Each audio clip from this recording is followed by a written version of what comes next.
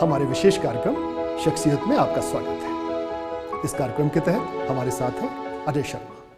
अजय शर्मा वह शख्सियत हैं जिन्होंने महान वैज्ञानिकों आर्किमिडीज, न्यूटन और आइंस्टीन के सर्वमान्य सिद्धांतों को चुनौती दी है, उनमें खामियां निकाली हैं।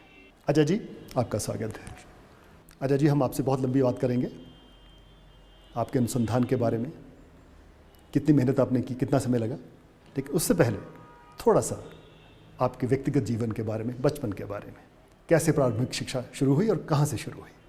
मैं हिमाचल प्रदेश हमीरपुर जिला गांव द्योटसिद्ध चकमो का निवासी हूँ। मेरी आरंभिक शिक्षा वहीं एक सरकारी स्कूल में हुई। 10वीं मैंने वहीं से पास की। पूरा ग्रामीण परिवेश था।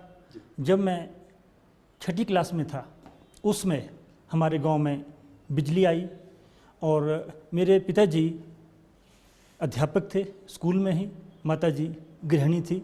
तो यही मेरा एक छोटा सा परिचय है। नहीं, अब तो आप किसी परिचय के मोहताज नहीं रहे। अजय जी, बीएससी फिर एमएससी, शायद हमारी चर्चा हो रही थी बीएससी तो आपने हिमाचल प्रदेश में कहीं, हाँ, किस जगह? भटोली से, SBSD कॉलेज भटोली, उन्ना जिसमें प्राइवेट कॉलेज है जी। और एमएससी फिर पंजाब एग्रीकल्चर यूनिवर्सिटी लुधियाना से। फिजिक्स सब्जेक्ट रहा। फिजिक्स। एक चीज़ बताइए, तो बचपन में ही ये चीज़ें दिमाग में आनी शुरू हो गई थी, ये जुनून शुरू हो गया था, खुमारी आ गई थी? या जैसे ही मैंने इनके बारे में सुना जी, थोड़ा जांचा परखा और मुझे लगा भाई आगे बढ़ने की ज़रूरत है। और सबसे ये पहला विचार मैं मानता हूँ 6ठी 7वीं की बात, 6ठी 7वीं क्लास में आया था जब हमें साइंस टीचर ने अरिस्टोटल की थ्योरी के बारे में बताया था। अरिस्टोटल ने कहा था कि जो भारी वस्तु है वो जल्दी गिरेगी और जो हल्की वस्तु है वो धीरे गिरेगी। स्कूल में हमने भी पढ़ लिया, घर में आए, छत पे चढ़े, अलग अलग किस्म की वस्तुएं ली और खुद देखा कि वो वाकई सच है करना शुरू कि नहीं है। और मुझे लगता है ये लव एट फर्स्ट साइट वो वाली बात इस साइंस में थी। लेकिन ये लव कितना आगे तक ले जाएगा और आगे तक ले जाएगा और घातक होगा, उस बात का एहसास मुझे नहीं था। नहीं, शायद आप एक बार चर्चा भी कर रहे थे कि बीएससी सेकेंड ईयर में आपको जब इस चीज़ का ज़्यादा खुमारी आई और सोचने लगे, जुनून आ गया, और फिर टीचर्स ने, आपने टीचर से चर्चा की, उन्होंने कहा कि साहब ये आगे मत बढ़ो, इसमें चुप रहो। तो आपको लगा कहीं कुछ फेल ही नहीं कर दे, चुप रहो, लेकिन आपने अपना काम जारी रखा, ऐसा है? जब कोई एक बात आपको बार बार पढ़ा रहे हैं कि इसको ऐसे पढ़ो, इसको ऐसे पढ़ो, और आप उस बात से सहमत नहीं हैं, तो कभी ना कभी जो आपका दिमागी कीड़ा है वो तो चलेगा। और उसमें 1982 में मेरी उम्र 19 साल थी और वो बहुत ही एक इम्पॉर्टेंट एज होती है मेरे हिसाब से, चाहे लड़का हो या लड़की हो।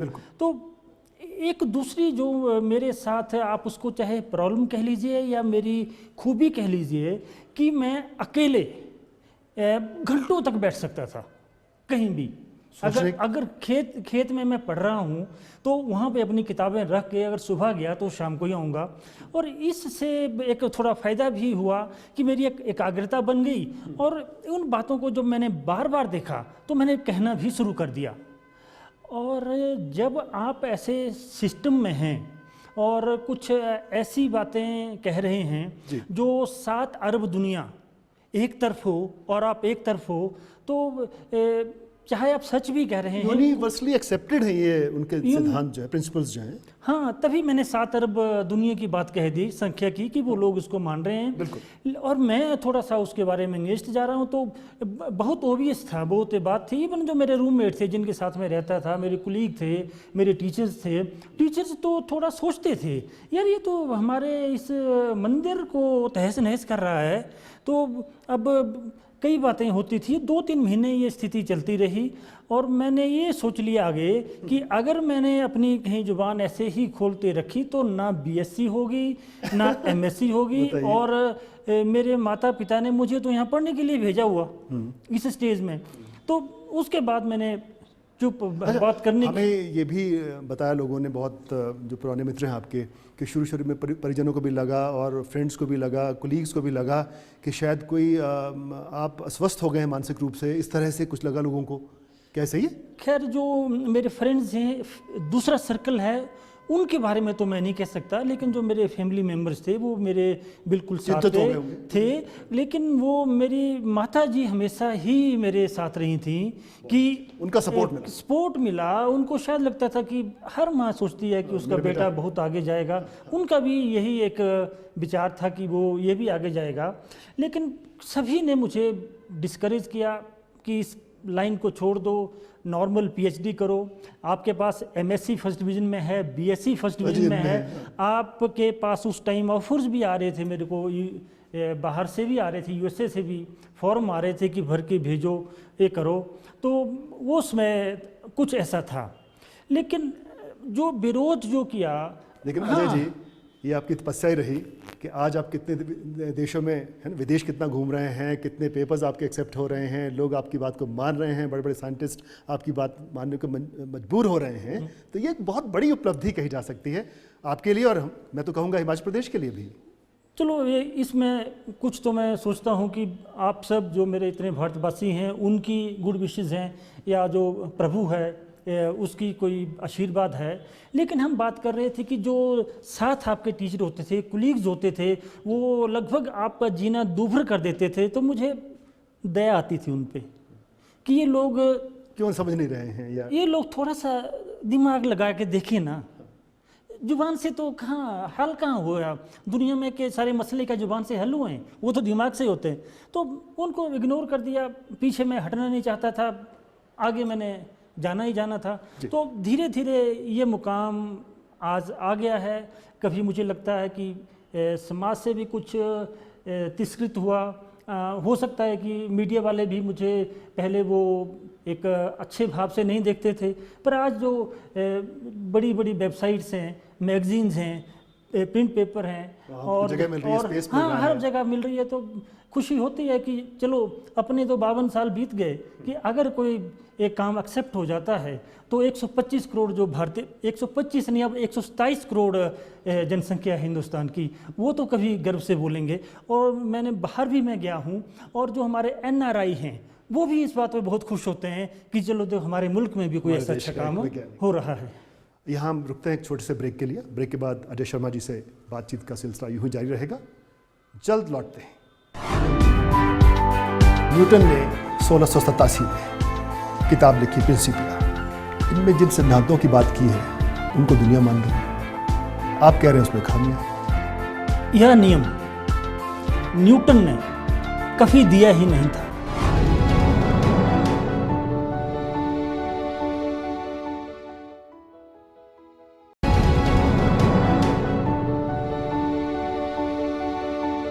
ब्रेक के बाद आपका स्वागत है। अजय जी, न्यूटन ने 1687 में किताब लिखी प्रिंसिपिया।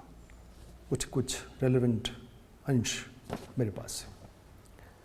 इनमें जिन सिद्धांतों की बात की है उनको दुनिया मान रही है, आप कह रहे हैं उसमें खामियां हैं। तो क्या खामियां हैं? यहाँ मैं सिर्फ 2 नियमों का वर्णन करूँगा, चर्चा करेंगे हम जी। पहला है न्यूटन की गति का दूसरा नियम। या 220 मुल्कों में 9th क्लास से पढ़ाया जाता है और पिछले 330 वर्षों से पढ़ाया जा रहा है। बिल्कुल, हमने भी पढ़ा बचपन। हाँ, लेकिन यह नियम न्यूटन ने कभी दिया ही नहीं था। जिस रूप में यह नियम पढ़ाया जा रहा है, आप अभी NCERT की 9th क्लास की पुस्तक देख लो, और जो न्यूटन की प्रिंसिपिया आपके पास है उसके पृष्ठ नंबर 20 पे देख लो। जो पढ़ा रहे हैं वो न्यूटन ने नहीं दिया था। इसी बात पे एक मुद्दा रखना चाहता हूँ कि हम क्यों उस साइंटिस्ट को उसका क्रेडिट दें जिसने वो काम किया ही नहीं था। और आप कैसे सिद्ध करेंगे? हाँ, इसको मैं अगले 1-1.5 मिनट में सिद्ध करूंगा।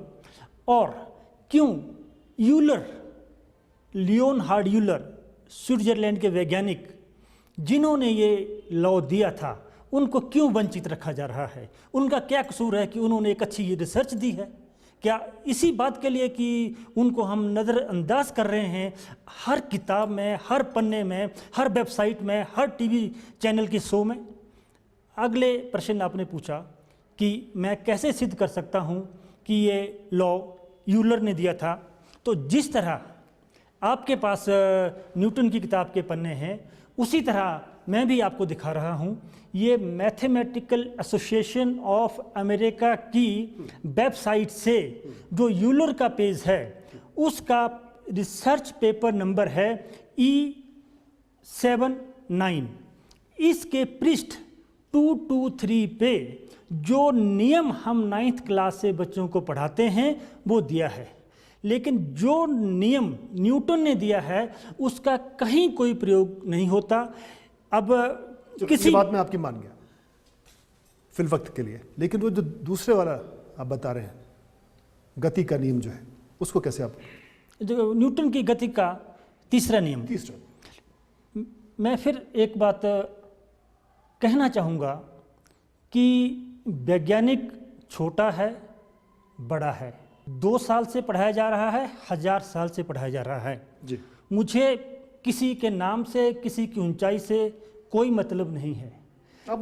मैं सिर्फ देखता हूं कि उन्होंने कागज पे क्या लिखा है। जो कागज पे लिखा है उसका मतलब क्या है?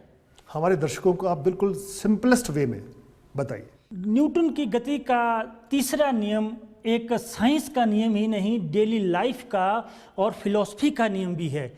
To every action there is equal and opposite reaction.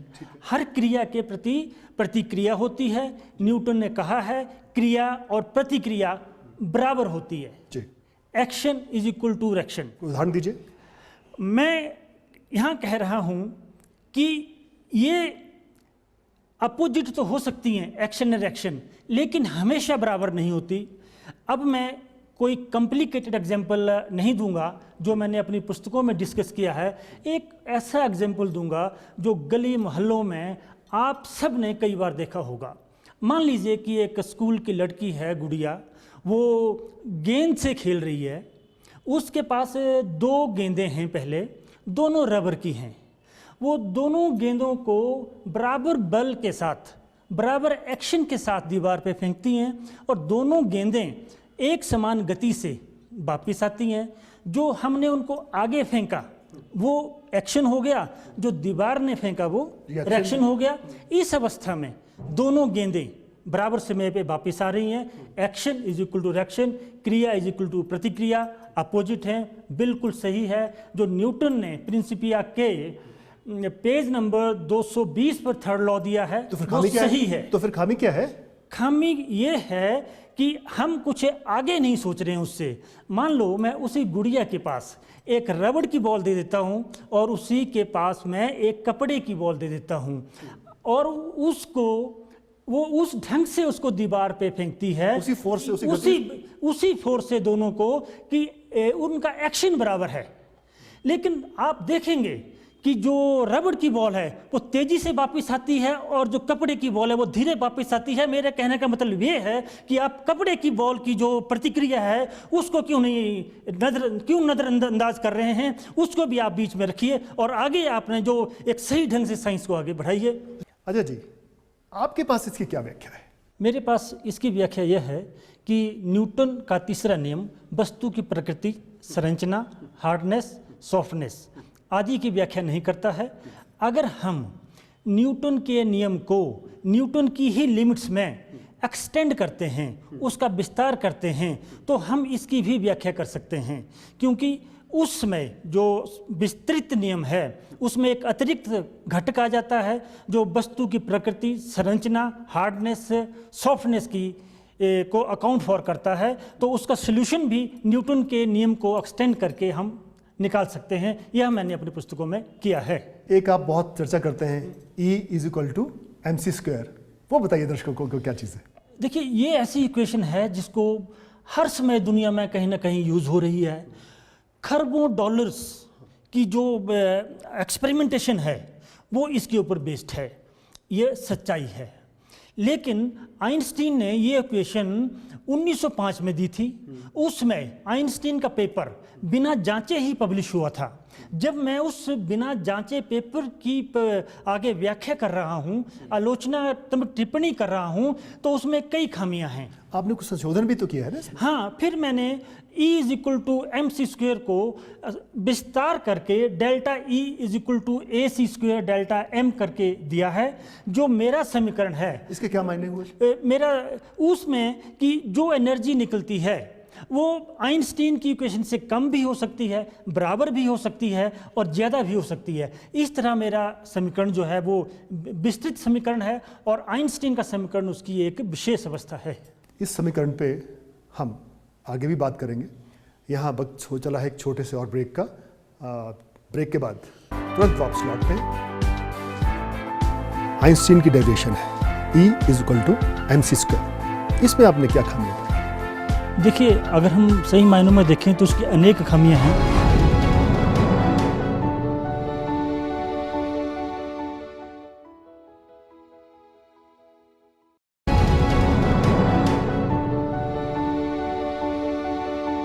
Break के बाद आपका एक बार फिर से स्वागत है। अजय जी, आइंस्टीन की डेरिवेशन है E = mc²। इसमें आपने क्या खामियां पाई? देखिए, अगर हम सही मायनों में देखें तो उसकी अनेक खामियां हैं।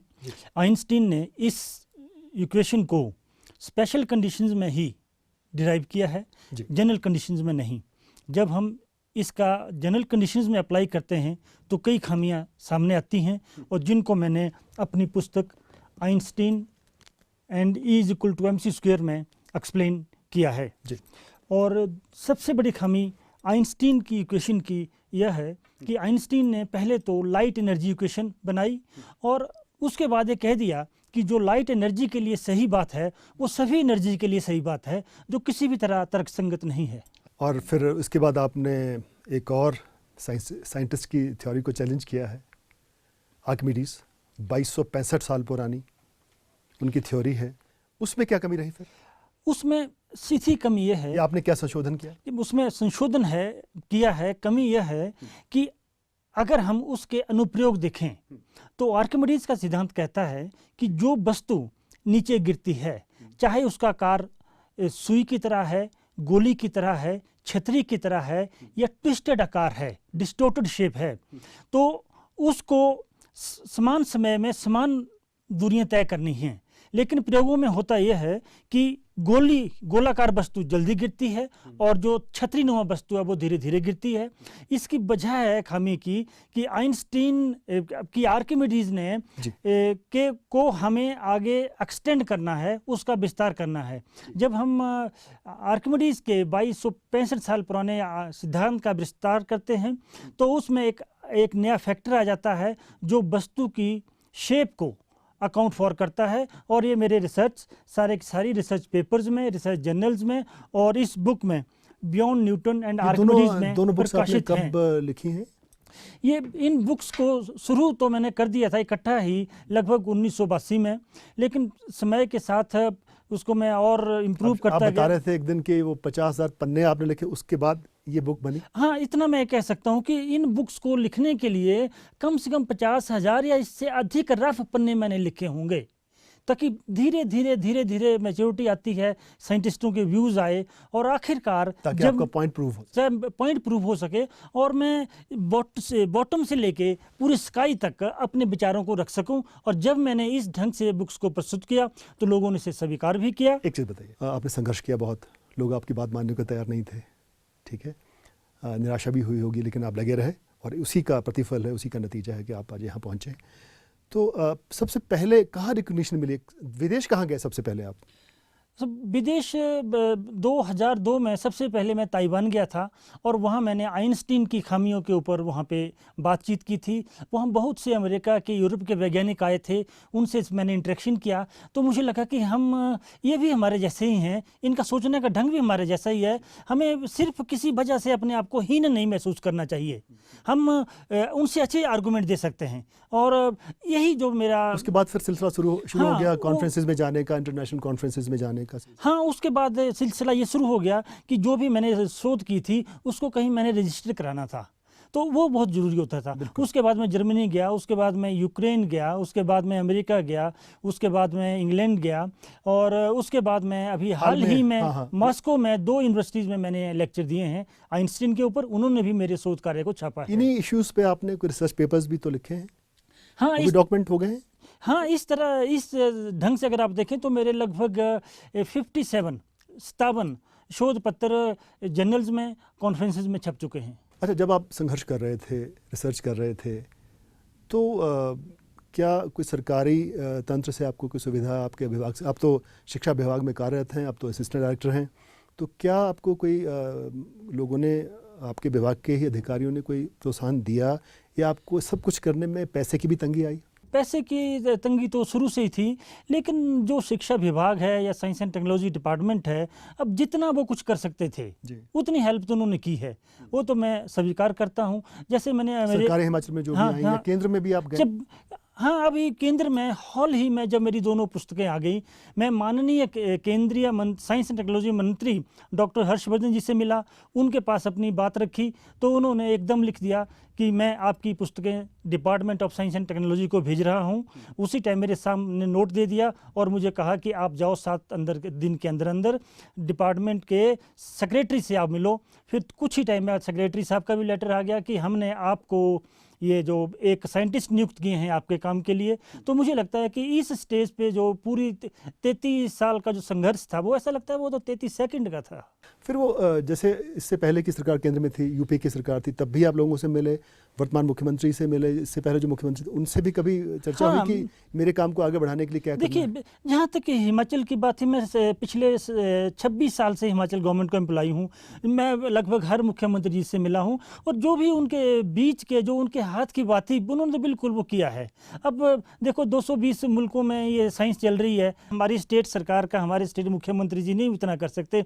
इसको तो सिर्फ जो भारत सरकार है वही इस बारे में कॉम्पिटेंट है। आप इसमें चाहते क्या है? केंद्र सरकार से रिकॉग्निशन हो इस वर्क की और इसको एक्सेप्ट किया जाए, इस तरह की आपकी मांग है, इस तरह का आपका इरादा है? मैं सिर्फ ये चाहता हूँ, भारत आधारभूत नियमों के संबंध में सुपर पावर बने, विश्व गुरु बने, विश्व शक्ति बने, और उसके लिए आधार मैंने पूरी तरह तैयार इन 2 पुस्तकों में किया है, जिनके लगभग 900 पन्ने हैं। मैं माननीय प्रधानमंत्री जी से, साइंस एंड टेक्नोलॉजी मंत्री जी से और हमारे महामहिम राष्ट्रपति जी से एक ही विनती करता हूं कि मुझे आप 1 पैसे की मदद मत दो। 20 लाख रुपए मैंने खर्च किया है, आगे भी मैं भगवान की दया से खर्च करने को तैयार हूं, लेकिन इस पुस्तक का मूल्यांकन मुझे नहीं चाहिए, मुझे पारदर्शी मूल्यांकन चाहिए। मुझे आप एक स्टेज दो बोलने के लिए, आर्किमिडीज पे, आइंस्टीन पे मेरी हर बात की वीडियो रिकॉर्डिंग हो। अगर जो भी साइंटिस्ट वहाँ उनको पढ़ रहा है, बैठा हुआ है, वो लिख कर मुझे बताए कि इसमें ये खामियां हैं। लेकिन मैंने तो ये देखा है कि सामने बैठे रहते हैं, कई बार उनको खुद भी पता नहीं होता है कि हमने क्या बोलना, और बाहर आके वो ऐसी मोटी स्टेटमेंटें देते हैं कि पूरे के पूरे पब्लिक जो है वो मेरे एकदम से अंगेस्ट हो जाती है, और शायद इससे मुझे बहुत ही नुकसान हुआ है। मैं फिर विनम्र प्रार्थना करता हूँ हमारे राष्ट्रपति जी से, प्रधानमंत्री जी से, कि वो पारदर्शी मूल्यांकन मेरी पुस्तक का किया जाए, और इसके एप्लीकेशन मैं ऑलरेडी सेंटर को दे चुका हूँ। आपके संशोधनों को अगर सही परिप्रेक्ष्य में माना जाता है तो इस देश के, इस दुनिया के, मुख्य रूप से देश की बात करता हूँ पहले, उसके परिप्रेक्ष्य में, विकास में, टेक्नोलॉजी में, डेवलपमेंट में क्या फ़ायदा होगा? खैर, डेवलपमेंट और टेक्नोलॉजी का तो बात आगे चलती रहती है, लेकिन 127 करोड़ हिंदुस्तानी ये कह सकते हैं कि हम भी एक ऐसा शोध कार्य कर सकते हैं जिसे पूरी दुनिया में पढ़ाया जा रहा है। हम भी किसी से कम नहीं, चाहे हमारे पास रिसोर्सेज कम हैं, लेकिन हम भी आगे बढ़ने में तैयार हैं। ये एक भावना हर हिंदुस्तानी में आएगी, और उसके बाद जो मैंने इसमें नए एक्सपेरिमेंट सुझाए हैं, टेक्नोलॉजी सुझाई हैं, उसके तो जैसे जैसे समय बीतेगा वो नए तथ्य सामने आते जाएंगे। क्या हम उम्मीद कर सकते हैं इस प्रदेश के, हिमाचल प्रदेश के निवासी, कि अजय शर्मा किसी दिन इस देश के लिए, इस प्रदेश के लिए नोबेल प्राइज़ लाएंगे? नोबेल प्राइज़ के लिए ना मैंने कभी सोचा है, ना सोचूंगा। मैं एक बात सोचता हूं कि मेरे तो क्या आपकी रिसर्च इस काबिल है, लगता है आपको? पहले मैं जरा पहले प्रश्न का उत्तर दे दूं कि इनाम के लिए मैंने करना होता तो आज मैं यहाँ नहीं होता, शायद 30 साल पहले अमेरिका में होता। मैं सिर्फ यही चाहता हूं कि ये काम हिंदुस्तान में हुआ है, इससे हर हिंदुस्तानी का गर्व ऊपर उठ सकता है। हर हिंदुस्तानी सोच सकता है कि हम भी दुनिया को पढ़ा सकते हैं। मेरा पहला वो एम यही है। मुझे कोई कितना बड़ा इनाम मिल जाए, जो आप कह रहे हैं उससे छोटा मिले बड़ा मिले, पर मुझे संतुष्टि तभी होगी कि जब ये काम जो है वो भारत की भूमि में हुआ विश्व स्तर पर आगे जाएगा। अजय जी, ईटीवी की ओर से आपको बहुत बहुत शुभकामनाएं, और आपने ईटीवी के साथ बातचीत की, इसके लिए आपका बहुत बहुत धन्यवाद। थैंक मैं यू भी सो ईटीवी मच। का थैंक यू करता हूं कि उन्होंने मुझे एक आवाज़ दी है लोगों तक पहुंचने की, और जो मैं कह रहा हूं अगर मेरे कार्य का मूल्यांकन सही होता है तो वाकई हम बहुत आगे जाएंगे। धन्यवाद। हमारी इस विशेष बातचीत में बस इतना ही। अगले हफ्ते फिर मिलेंगे एक नई शख्सियत के साथ। आप देखते रहिए ईटीवी न्यूज़।